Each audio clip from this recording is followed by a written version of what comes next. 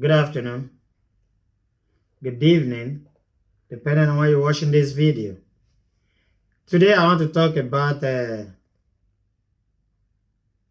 news headline I got on Children's Day, May 29, where a boy of 12 years was amputated on his two hands because he stole a phone. Yeah, after getting this news, the headline, I went through the news and I got people's comments.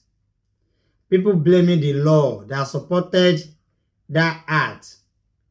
They keep blaming the law. Oh, why don't you divide Nigeria? Why don't you do this? Why don't you do that? Forgetting or leaving the morality that surrounds this topic. Now, if I may ask, a 12-year-old boy who stole a phone, even if the country is hard,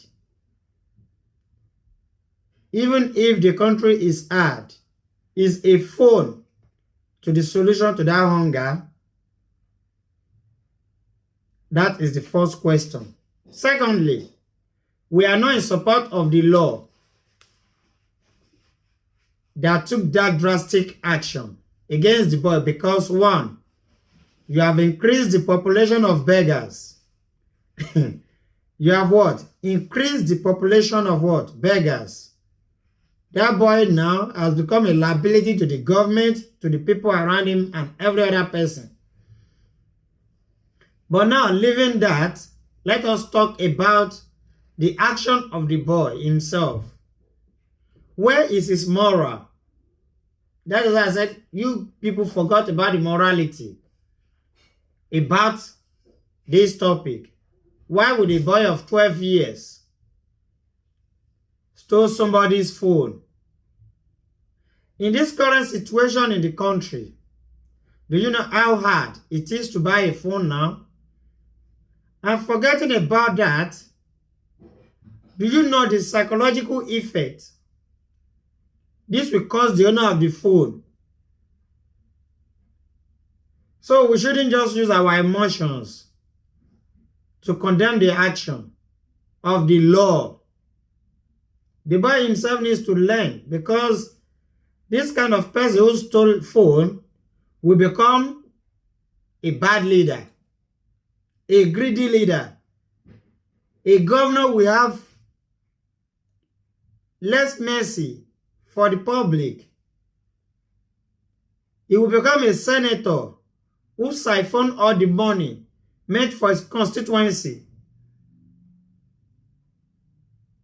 If at the age of 12, you've been putting people in pain, if they don't take that action against him, this kind of guy will grow up stealing on daily basis, making other people to cry, stealing their hard-earned money and their property. I will use a small boy for example.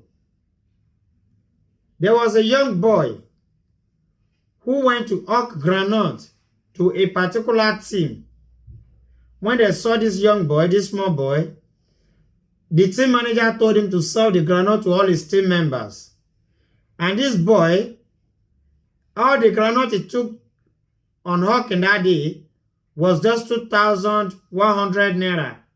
But after buying the whole thing from this guy, because they pitied the guy, and they said they wanted to give him 10,000, this small boy refused the money.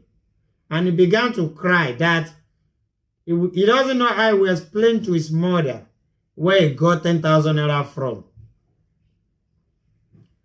So at that point, the manager of the team now told him, go and call your mother.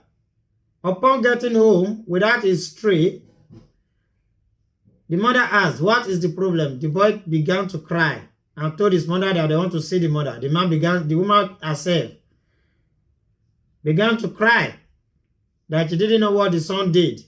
Then she followed the son to where the match was to be played. Upon getting there, people appreciated the mother for training this child well. That they bought his granite, which was supposed to be 2,001, and they gave him 10,000. But the boy refused the money. That he didn't know what to tell the mother. Where he got the money when he gets home. People have praised this child, and because of that, the team promised to put the boy on scholarship because the boy has no father. So now, let us compare these two scenarios. If a boy of 12 years can steal a phone, now tell me, if such boy go on hawking and is given this money, won't he collect it? And if this kind of boy should collect this money, will he deliver this money to his mother? So sometimes I don't want us to use our emotions to judge so many issues. This boy needs to learn, and he needs to be what? Scapegoats to others. Because we are planning to build what? A nation. I know some people will say our politicians do steal. They steal a lot of money. They cut away a lot of money. Yes, we knew this. Our politicians do steal our money. Good and fine. But they grew up like this boy. Our politicians grew up like this boy who started stealing people's money, people's phone at the age of 12. So, and for us not to produce bad politicians, bad leaders again, let us start the cleansing from somewhere. This is going to serve as a lesson to parents to train their children well. On a daily basis, we talk about morality, parenting guidance. But still, people will not learn from this. But I think this will teach a lot of people a lesson.